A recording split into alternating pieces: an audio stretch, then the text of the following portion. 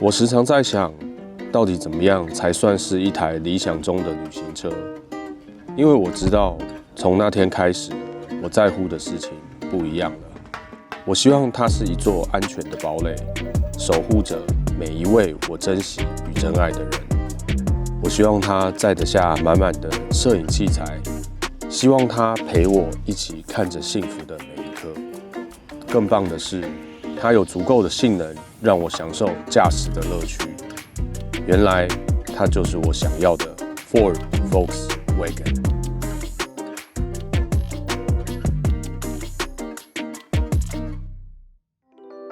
在开始之前，诚挚邀请您订阅 SenseCon， 并将通知设为全部，即可获得幸福秘诀哦。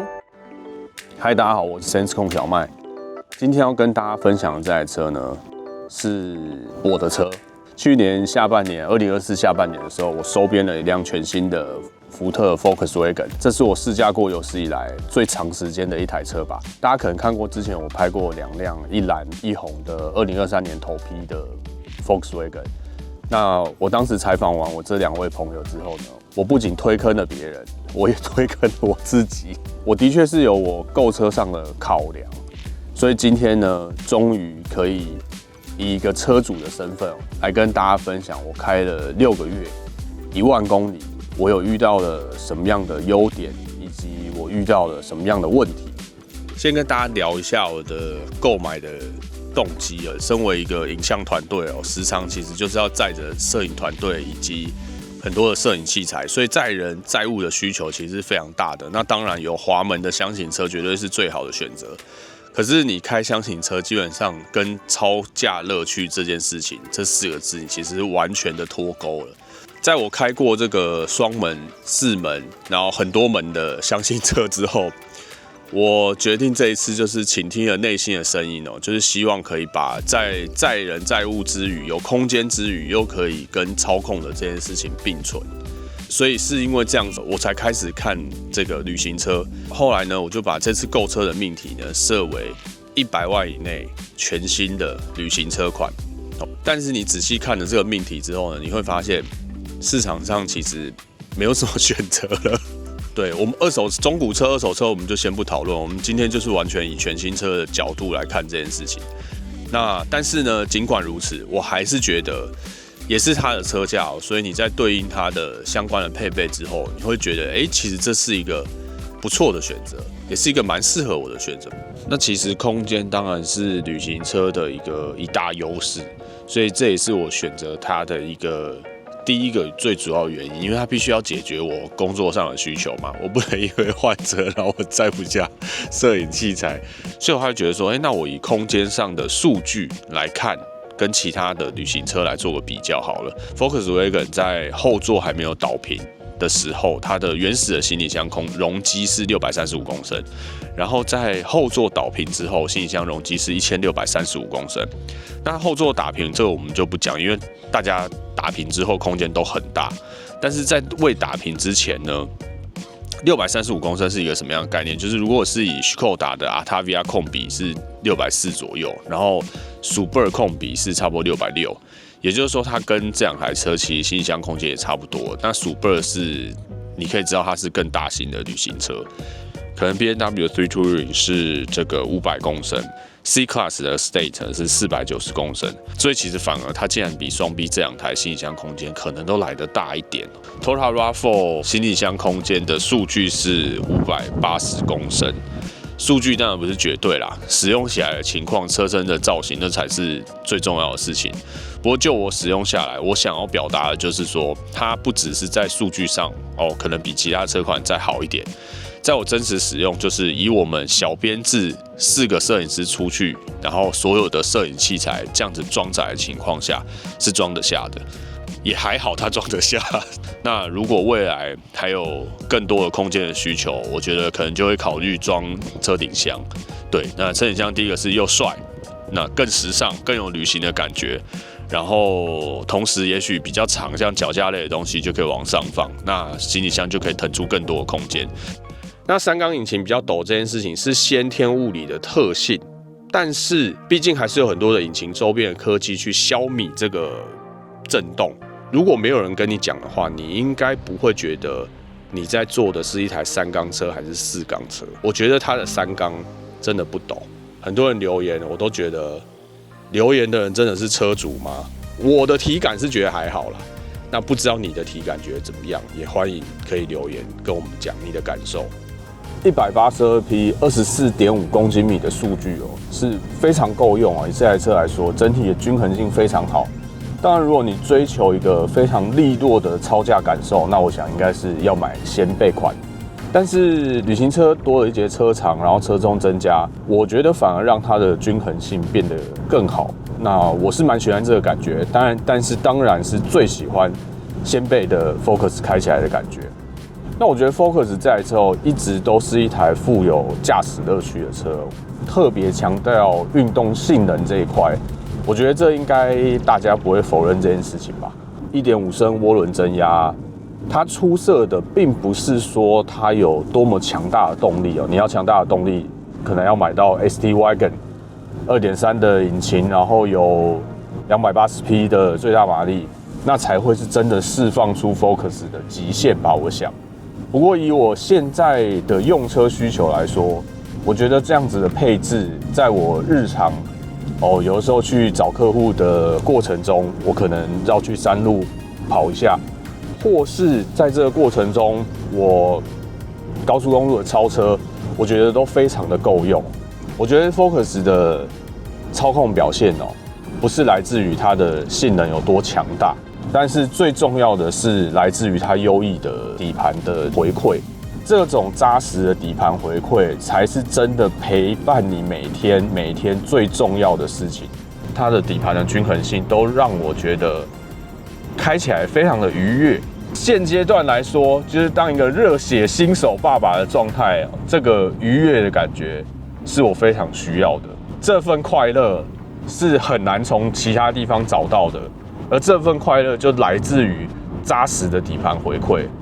那我觉得福特一直以来这个品牌在安全性上面的琢磨，我想是大家不容忽视的嘛。在这个价位，你真的可以获得主被动安全，它全部都给你了。我非常感谢 Copilot 360的存在因为我去年会换车，就是因为我知道我的身份即将转变，即将要迎接这个小宝宝的出生，安全的这件事情呢，特别会注意，因为据我所知，会买这台车的人大概有50%以上都是有家庭有小孩的人。对，然后我发现这6个月使用下来，它的车道居中非常准，车速的，就是跟 ACC 跟车的部分，它的加速跟减速都非常的丝滑。基本上我载我的团队去长途的出差的时候，他们其实是完全分不出来我到底是在用自动驾驶还是用这个我自己在开。那唯一稍微要注意就是，我觉得也是现在 ACC 的一个极限就是说第一个在虚线的辨识上不是那么好，所以当然就是说你上下交流道的时候不要开启 ACC。我觉得它在比如说你设定在3格的这个前车的车距，3个车身的车距的时候，是当别人切进来的时候呢，它大概要在前车可以压到整个车道的，甚至多一点2/3，它才会开始做减速的动作。保险起见，我建议你还是就提前刹车吧。那再来就是特别想要讲 Copilot 360包含了很多这个内容。那虽然说这些配备在其他车上面也是行之有年，但我用到现在，我觉得第一个大概就是前后的这个感应提前预警的功能，真的是帮了我很多忙。我也被救过几次。第一个就是 CTA 的倒车警示嘛，这个应用场景很长，就是在我们比如说开进高速公路的休息站，我们是车头向内停车，你要倒车出来的时候，我们时常会看不到右后的来车，但是因为它侧边预警，它会提前有车经过它很远蛮远就会开始叫了，避免了事故的发生。还有另外一个就是 PCA 的前向碰撞预警系统。台湾很长的情境是什么？就是你行经一些比较小的路口，不用思考，它就是一定会有摩托车冲出来。摩托车一冲出来呢，它会就是车内会有很大的警示声，然后如果你在刹车，它会帮你加重这个刹车的力道。所以我觉得整件事情就是它比你更紧张，所以它更提前的做了预警的动作，就可以更及早帮你跟那台摩托车拉出更大的安全距离。还有就是福特一直在宣传的嘛，就是它的车体是33%高强度的硼钢车体结构。那我觉得它的油耗这个我们也是尚可接受。我大概高速公路跟平路的比例差不多是7:3，然后我的油耗平均下来大概还可以每公升11到12公里。那如果高速走得更多一点，大概可以到14、15公里都有。我大概就是标准模式跟运动模式两者在切换。我不太会用节能模式，因为我发现很多车友说节能模式其实比标准模式还不省油。那其实我也觉得，如果你是用运动模式在开的话，也没有到很耗油。那另外一个特别想讲的安全配备就是 Matrix LED， 很少有国产车是搭配矩阵式的智慧头灯。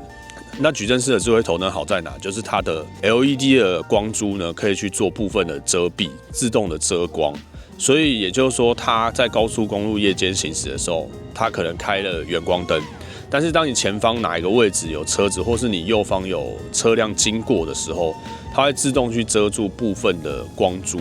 让你的这个远光灯呢不会去让别人感到很困扰。夜间行驶的亮度是大幅的提升。我印象中是只有顶规的 Vignale 版本才有搭配这颗头灯。所以如果可以的话，我建议就直上 Vignale。在这边我也想特别讲一下，就是2024年下半年买的时候，它会新增的其他的配备，其实主要都跟2023年之前是一样，但是2024年下半年的时候，它新增了360度的环景、DVR 的行车记录器、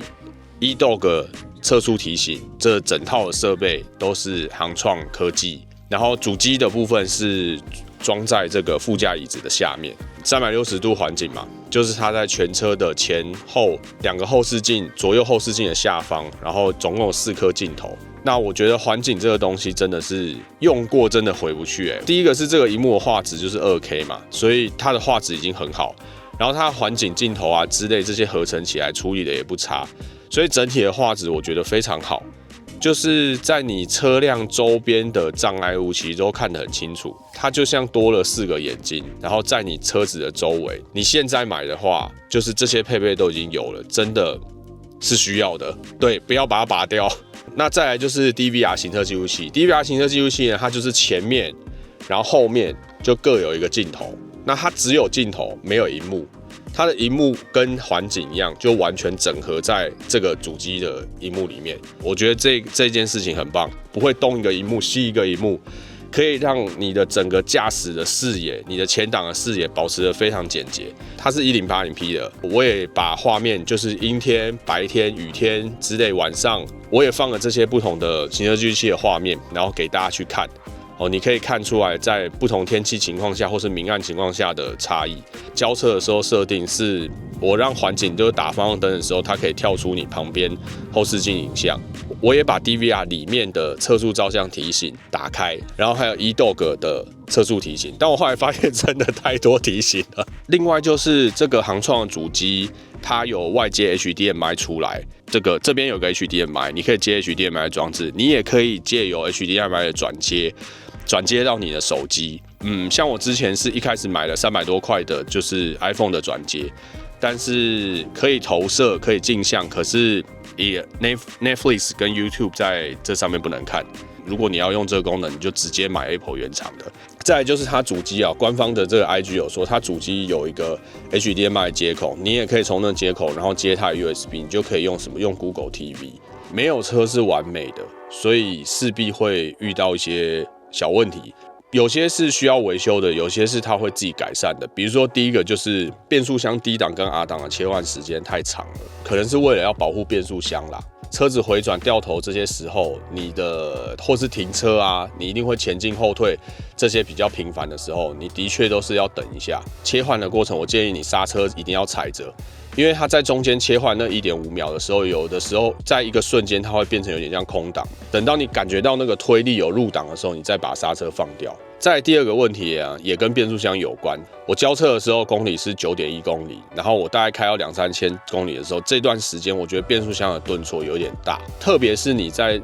加速完收油之后，你油门放开的那个挡煞的感觉，那个顿挫感会比较大。在我开到现在，从3000开始到1万的这个过程，这个变速箱的这个顿挫就好了非常多。再来就是很多人对这个航创的主机会颇有微词。我诚实的说，我遇到过一次主机宕机。我在用 Apple CarPlay、用 Google Map 导航的时候，有一次它就不动了。对，方向盘左下跟右下这2个按键，长按10秒可以把它重开机，我就重开机，然后就好了，就这样。然后再来就是我刚交车没多久 ，DVR 行车记录器的测速功能跟 eDog 都是打开的。结果有一天这2个测速都不叫了，都没声音了。原厂就帮我换了一台航创的主机。他们是说这个 DVR 测速提醒跟 eDog 用的 GPS 天线是同一个。从此以后，我的这些功能一切正常，就再也没有出现任何的问题。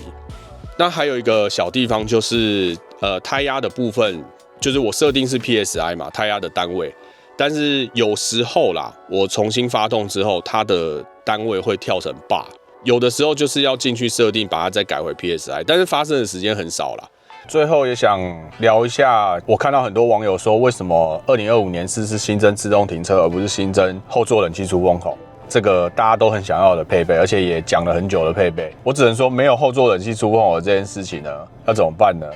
就只有前座冷气开强一点，或是隔热纸的等级贴好一点。大概这就是我想到的解法。其实我也跟大家一样，会觉得说，如果有这个配备，绝对是更好，绝对是很想要这个东西。但是我觉得以这台车我开到现在的感觉就是，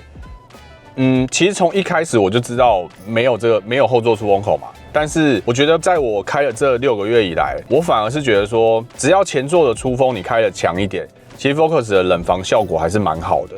那对于后座乘客来说，他上车很快就可以觉得凉凉的，对他们来说，没有后座冷气出风口这件事情就不是那么的重要。我也跟大家一样，觉得有这个配备绝对是好。但如果今天没有这个配备，好像也不应该完全忽视 Volkswagen 它在国产车市场里面算是有优异体质的存在的这件事情。我们不应该没有这个配备而不去看体质的这件事。我觉得买车体质好的这件事情是很难改变的。对，这才是每天陪伴你上下班通勤最重要的一件事情。当然，每个人不选择或是不能买的原因很多，也许是没有后座出风口你就放弃了，那我觉得这样是有点可惜。或者是有人说后座椅背太挺，有人说车身太低，上下7座不方便。每个人都有不同的原因跟考量，或是也许是太太的原因或太太的考量。我觉得这就是取舍哦。它是轿车，所以它的椅背没有那么斜；它是轿车，有比较好的操控，但是它上下7座就不方便。